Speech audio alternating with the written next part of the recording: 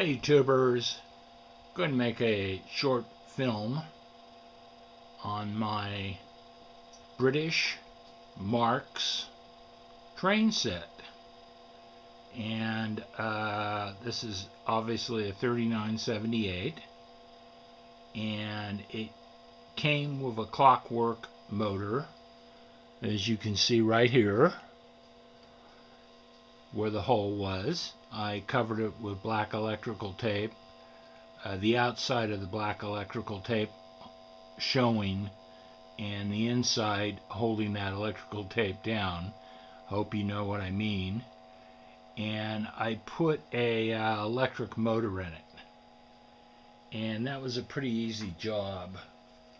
Let me set a paper towel down here, and I'm going to show you my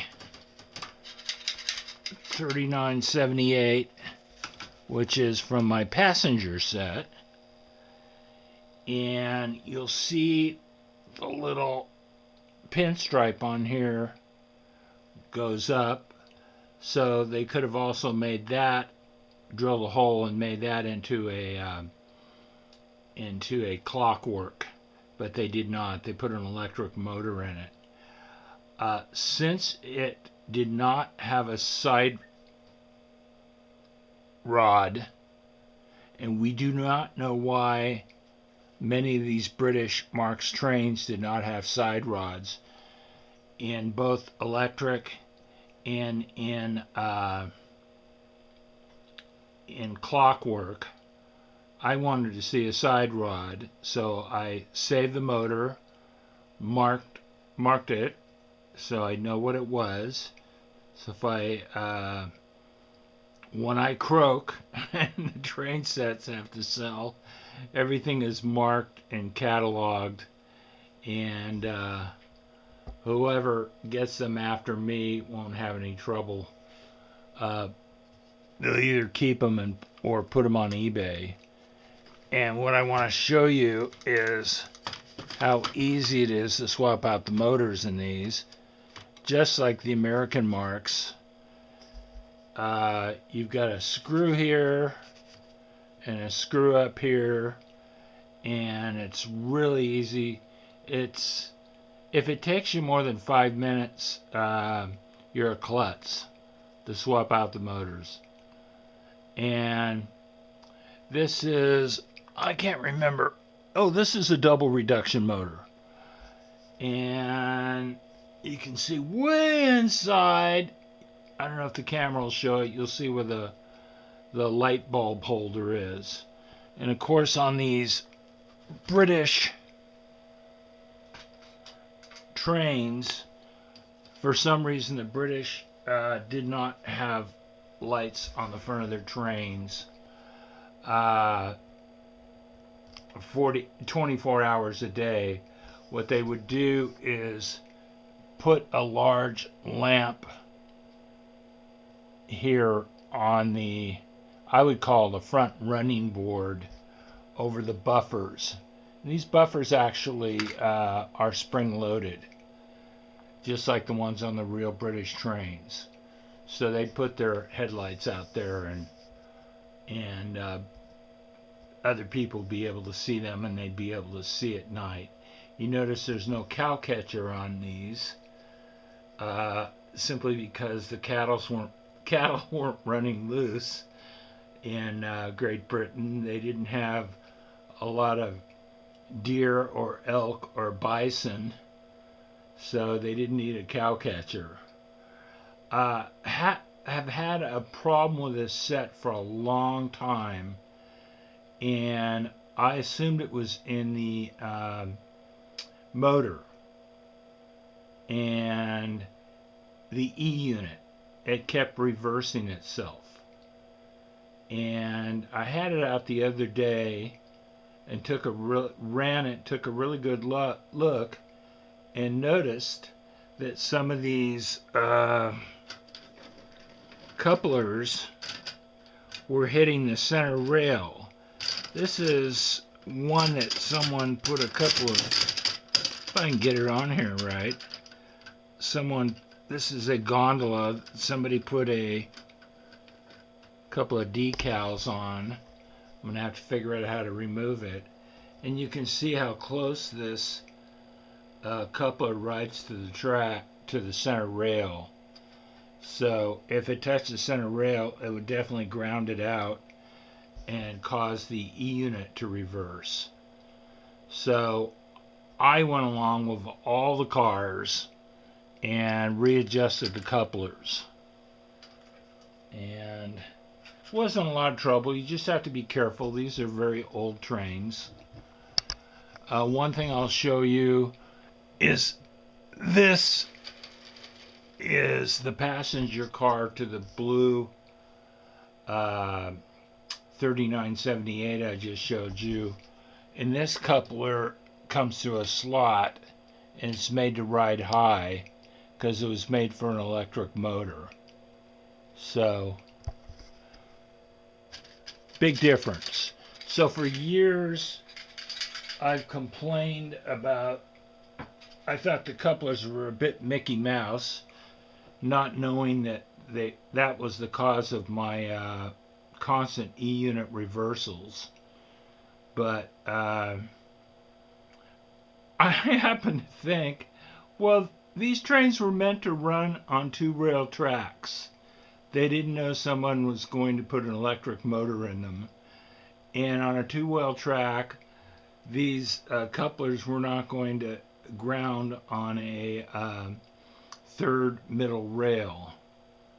So I'll run it by. A couple more comments.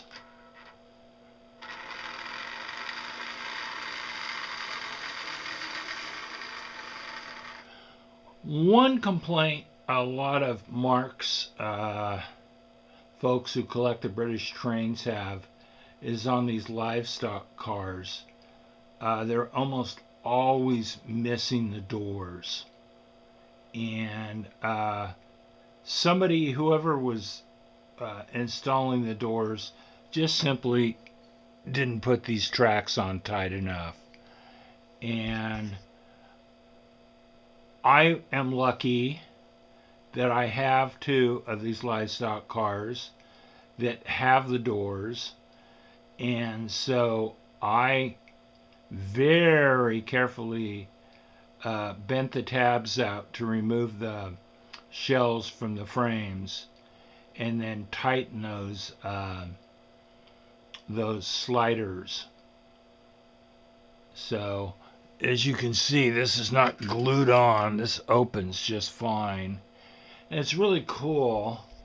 I don't think my camera will record the detail, but you see all the rivets, and it says Marx Marlines. And there's also a little handle on the right hand side. So that's really cool. I think they put a lot of detail into these trains. You'll notice on my rear box car some kind of a, if you can see it, let's run it all the way to the left.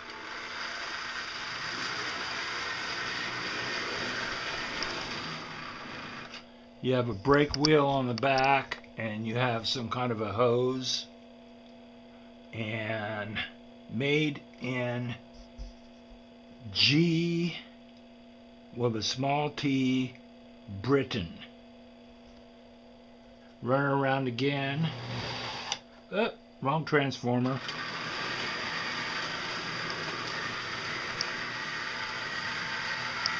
And I'm running this on my inside 027 track. This is what this train was made for. 027. And you'll notice there's, like I said, I have two livestock cars and two tanker cars. They call their tank cars benzene. And big sign on the side, danger, benzene. And you'll notice I have them towards away from the engine, but not on the back of the train, which is basically how they run tank cars in America. They either try to run empty ones nearest the engine, or an empty one on the back, or a different kind of rolling stock that's not explosive in case they get hit from behind. Now, were you to purchase this new, I imagine in the 1950s, you would have gotten one livestock car, one benzene car, and one little gondola, and then of course, let's see, will this reverse? Nah, it's being stubborn.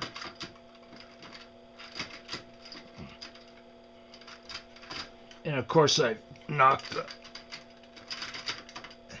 drive wheel off the track, klutz.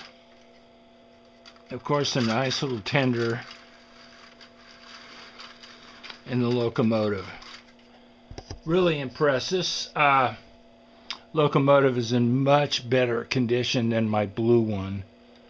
A lot less scratches.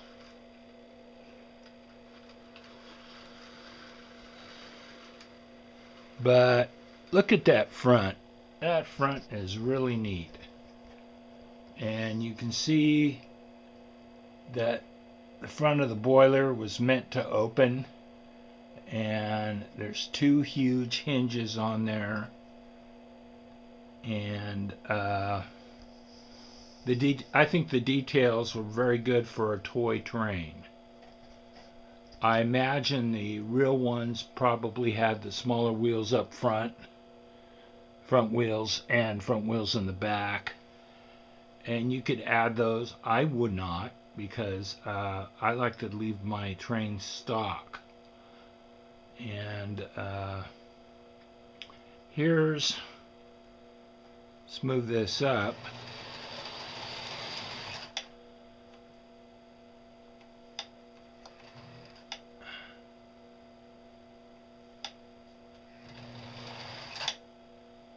Here's my newer, when I say newer, 1990s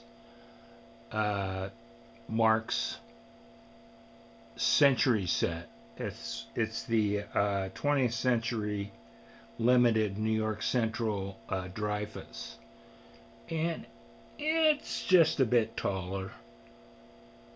Not a lot of difference in size. And this also only has the 4 drive wheels. They did offer the Century and 2 front wheels, and small front wheels and 2 small rear wheels, but it's a toy, because the Century was supposed to be a Hudson and it had a lot more wheels than Marx ever put on it. Let's move this back again. So I'll just run this around a few times. Oh, now it wants to go in reverse. So maybe I won't run it around a few times. Take this old style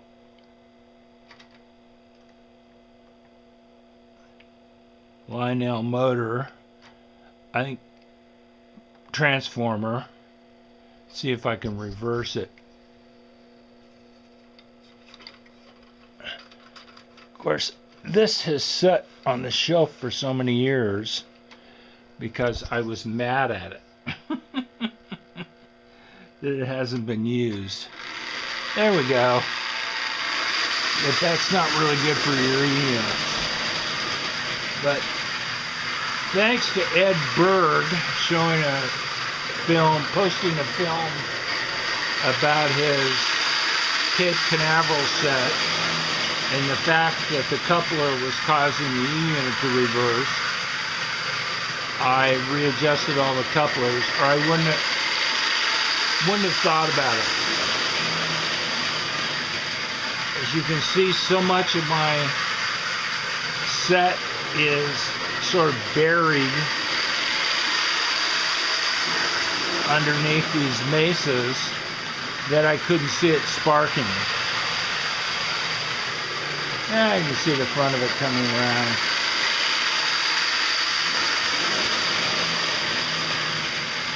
So anyway, if you come upon one of these British sets and you decide you want to electrify it, now you know what you have to do. You definitely have to get these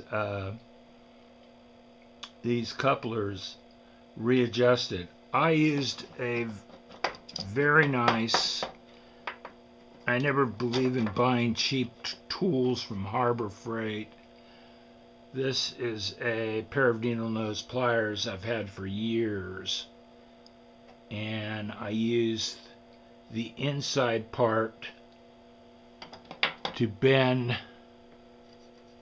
the main body of the coupler, and then the very end of the needle nose pliers to adjust the tab. Now you can see how these things hang. These are not like your American tab and slot couplers. Still not terribly fond of them, but when you do go to adjust them, make sure you put your thumb very firmly down here where it attaches so you don't tear it off or loosen it. So, at any rate, there's my film about my British, I call it a 3978 train set. I do not know the proper designation as I do not have a box. I received this as a complete train set, and then got the 2 extra cars years ago. So, feel very lucky to have it. Think it's very cool. And it sure shows off my old style Marx type and Lionel type train set. You can see the jug band out in front of the Marx train station. And once again, this has been a Big Lizard production. Thank you for watching, and bye-bye.